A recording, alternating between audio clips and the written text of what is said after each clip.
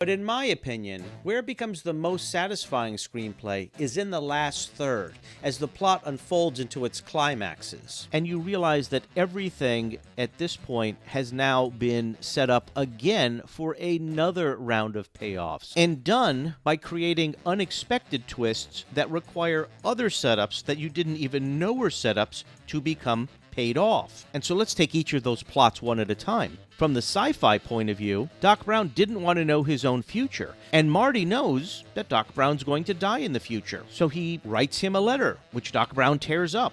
Later on, the twist is that Doc Brown actually did read the letter and was wearing a bulletproof vest. Or that right before the lightning hits the clock tower, the long extension cord breaks, creating a drama that needs to be solved right at the last second. For the second subplot, the romance subplot, the writers did something extremely clever.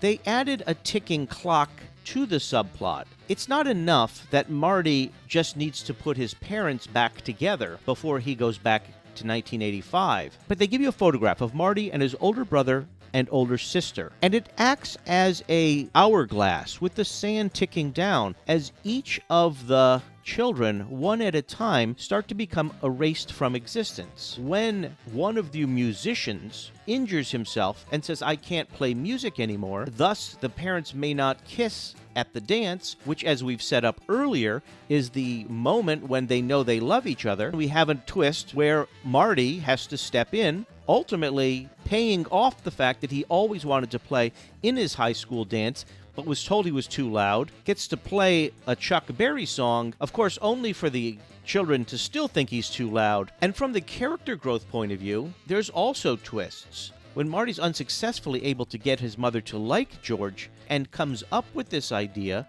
that Marty's going to try to get a little busy with his own mother as a way to hopefully make her feel like Marty is not actually somebody she wants. And he's also set up a plan for her to see George in a heroic way so that maybe he can patch his mother together with his father.